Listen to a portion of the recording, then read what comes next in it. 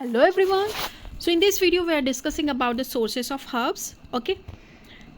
इस वीडियो में हम डिस्कस करने जा रहे हैं वेरियस सोर्सेज ऑफ हर्ब्स. हमें हर्बल मेडिसिन बनाने के लिए जो हर्ब्स होती हैं उनके सोर्सेज क्या क्या होते हैं, कहाँ से हम इन्हें कलेक्ट करते हैं, किस तरह से हर्ब्स को प्रिक्योर किया जाता है, कौन कौन सी प्रोसेस होती हैं.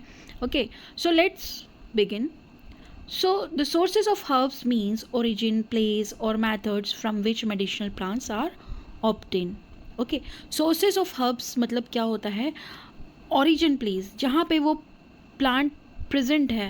ओके, ऑरिजिन, प्लेस और मेथड, जिस मेथड से आप उस मेडिसिनल प्लांट को ऑब्टेन करेंगे for making herbal medicines. Okay, तो इसे हम सोर्स कहते हैं कि जहाँ से आप उस हर्बल प्लांट को ऑब्टेन कर रहे हैं, किस मेथड से उस प्लांट को ऑब्टेन कर रहे हैं आप, किस मेथड से आप उसे यूज़ कर रहे हैं. Okay, so it is a source of herb. Herbs mainly come from natural plant material. Herbs herbal क्या होता है, जो चीज़ें आपको प्लांट से मिलती हैं या प्लांट्स के पार्ट से मिलती हैं वो हर्ब्स कहलाती हैं. सो हर्ब्स मेनली आपको कहाँ से मिलती हैं, फ्रॉम नेचुरल प्लांट मटेरियल से. ओके, अब इसके मेन सोर्सेज देखते हैं. हर्ब्स के मेन सोर्सेज क्या होंगे. सबसे पहला सोर्स होगा वाइल्ड सोर्स. वाइल्ड सोर्स मतलब नेचुरल ग्रोथ, जो नेचुरली आपने नहीं उगाए हैं अपने आप. कहीं आपको नीम का पेड़ मिल जाता है, कहीं बबूल का पेड़ मिल जाता है, तो ये जंगलों में आपने लगाए नहीं है. ओके, नेचुरली ग्रो हुए हैं ये. So in this source herbs grow naturally. यहाँ पर जो हर्ब्स हैं वो नेचुरली ग्रो कर रहे हैं in the forest, mountain, without cultivation. यहाँ पे आप कोई कल्टीवेशन प्रोसेस नहीं है, आपने नहीं लगाया, आप प्लांटेशन नहीं किया है, आप उसे कल्टीवेट नहीं करते हैं. ओके, जनरली आपको इधर उधर नेचुरली मिल जाते हैं ये हर्ब्स.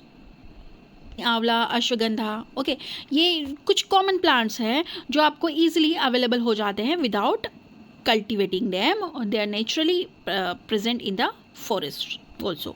एडवांटेज क्या है, ये ईजिली अवेलेबल हो जाते हैं, कोई कल्टीवेशन कॉस्ट नहीं है यहाँ पे, क्योंकि आपने यहाँ पे कोई बीज नहीं लगाया, कोई प्लांटेशन नहीं किया, ये अपने आप आपको मिले हैं नेचर की तरफ से. ओके, डिसएडवांटेज ये है कि क्वालिटी में वेरी. ओके, क्योंकि यहाँ पे आप कोई कंट्रोल टेम्परेचर या आप कोई टाइम पे उसे वाटरिंग नहीं कर रहे हैं, तो यहाँ पर क्वालिटी वेरी हो सकती है. ओके, यहाँ कह सकते हैं कि जब आप उसका कल्टीवेशन करते हैं प्रॉपर एक एरिया लेकर, हर्ब्स को जब ग्रो कर रहे हैं तो वहाँ पे प्रॉपर आप पानी देंगे, प्रॉपर सनलाइट का ध्यान रखेंगे. ओके, फिर उसका कल्टीवेशन करेंगे और कलेक्शन करेंगे, तो उसकी क्वालिटी थोड़ी अच्छी होगी. बट यहाँ पर नेचर उनको देख रहा है. ओके, यहाँ पे किसी के इन्फ्लुएंस में वो ग्रो नहीं हो रहे, नेचुरली अवेलेबल है, तो यहाँ पे क्वालिटी वेरी कर सकती है हर्ब्स की. ओवर कलेक्शन में कॉस्ट एक्सटिंक्शन. अगर आप जो जंगलों में जो पेड़ हैं आप उनको काटते जाएंगे अपने हर्ब्स को लेने के लिए, तो उनका क्या होगा, एक्सटिंक्शन हो जाएगा. धीरे धीरे वो क्या हो जाएंगे, कम होने लग जाएंगे. ओके, नेक्स्ट सोर्स होता है कल्टीवेटेड सोर्स. कल्टीवेटेड सोर्स मतलब आप पर्टिकुलर एक लैंड लेंगे और वहाँ पे प्लांटेशन करेंगे हर्ब्स का. जैसे एलोवेरा लगा रहे हैं आप, कि ड्रम स्टिक का प्लांटेशन कर रहे हैं, या यूँ कहें नीम का प्लांटेशन कर रहे हैं. So in this method medicinal plant are grown in farm. Person अपने फार्म में ग्रो करता है उन मेडिसिनल प्लांट्स को अंडर कंट्रोल कंडीशन के अंदर. ओके, टाइम पानी देना है, कौन से फर्टिलाइज़र्स उसमें डालने हैं, ऑर्गेनिक फर्टिलाइज़र और आर्टिफिशियल फर्टिलाइज़र वहाँ पे डालने हैं, पेस्टिसाइड्स का यूज़ करना है. तो ये कंट्रोल कल्टीवेशन कंडीशन में इनको ग्रो किया जाता है.